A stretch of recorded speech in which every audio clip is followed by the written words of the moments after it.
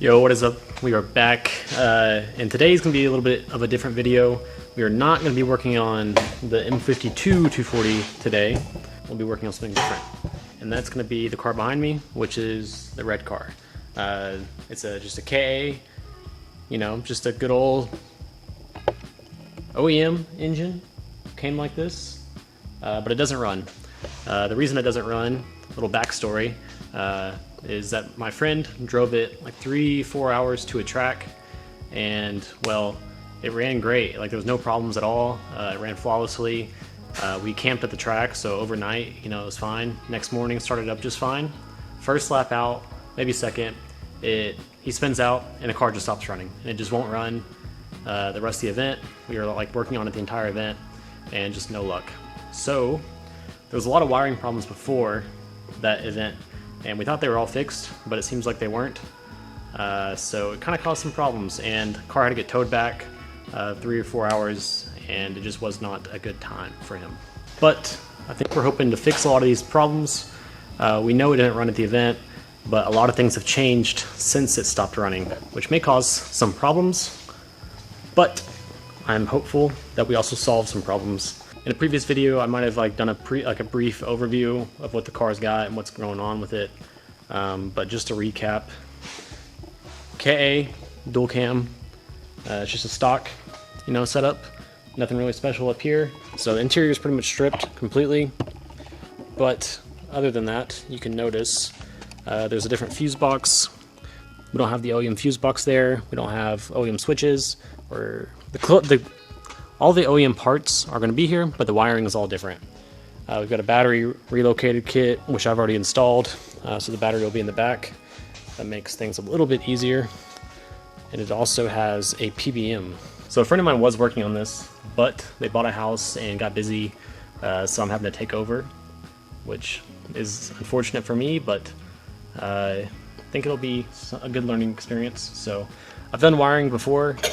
These have like all these flying leads from, you know, where they're supposed to go, like gauge clusters, and the brown plug that goes from the chassis to the engine harness. So things like that should make it easier, but overall it's still going to be a challenge to get everything set up how it should be. One more quick thing is this also has a brand new engine harness from Wiring Specialties, which is very nice. So pretty much all the wiring in this car is brand new, which makes it a little easier to diagnose if I do everything right. I was given a booklet, like a printout of all the wiring that should be done, and hopefully that makes things a little bit easier. Last time I worked on this car, I got it cranking, but we still have no fuel pump, no ignition, like spark or anything. I'm hoping in this video to get it running. Hopefully just the wiring problems and maybe a TPS issue. Previous person that worked on it had just bypassed the TPS somehow. I'm not even sure how that works. No TPS, no IAC, none of that. So we're gonna try and fix a lot of that this video. First things first, I'm gonna do a lot of research. I am gonna do some reading in these booklets and see how it's supposed to be set up, because currently I have the ignition wire that goes to the starter, which is right, but the rest of the wiring is not completed at all. I'm gonna start by trying to get the fuel pump working and maybe the windows, and then from there we can just kind of keep tackling each task as they come along. I wanted to make a quick note that this is not an educational video. I barely know what I'm doing. Definitely go find an actual tutorial, because I'm really just winging this and hoping it works.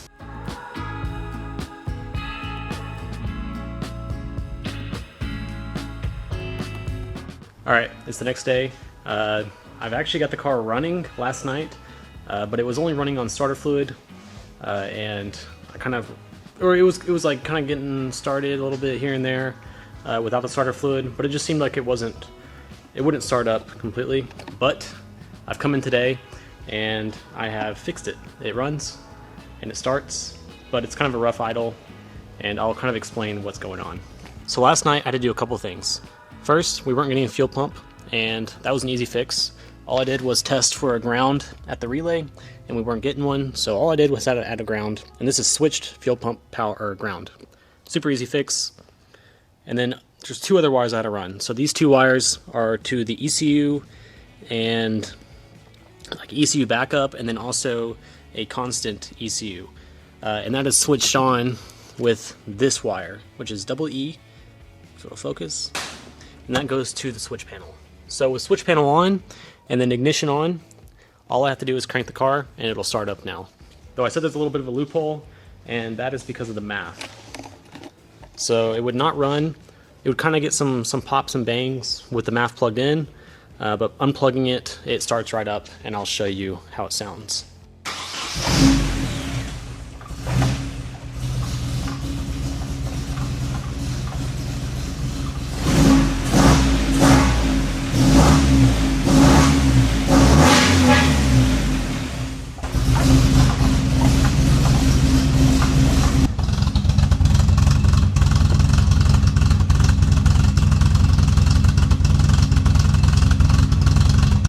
So yeah, I'm not sure why it kind of sounds like a tractor right now. I'm sure it has something to do with the math being unplugged. It revs up really nice. I'll attach a video here.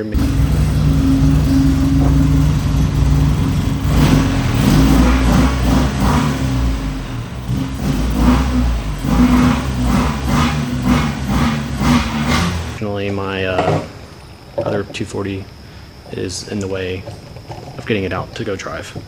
I don't know what we're going to do next. I think tying up a lot of the wiring on the inside is probably the goal. Getting windows to work, getting the gauge cluster all wired in, and then really just start throwing stuff back together on the inside. So pretty hype.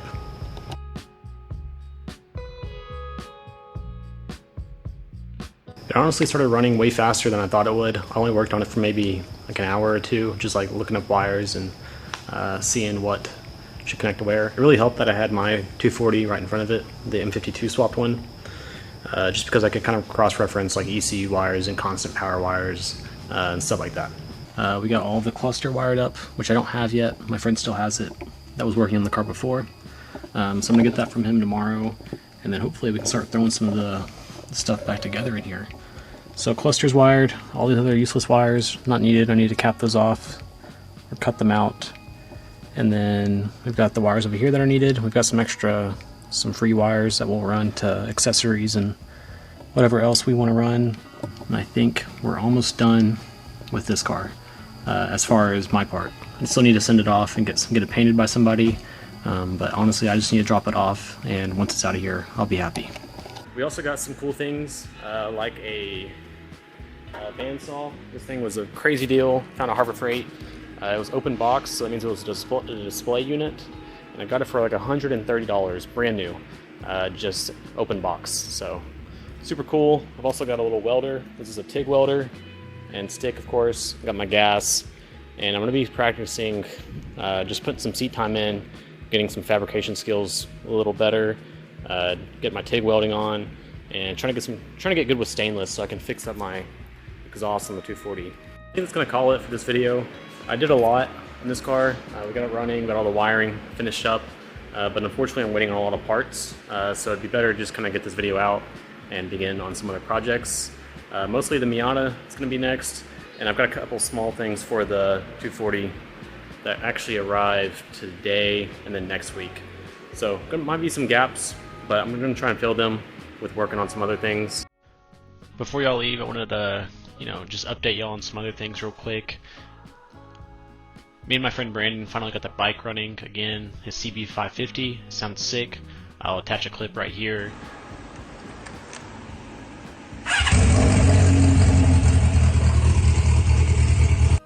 He bought a Harley Davidson Sportster. It's like an 03 with a hardtail frame. It's pretty sick. But other than that, I think that's going to call it for this video. I hope you enjoyed, and we'll catch you in the next one. Bye.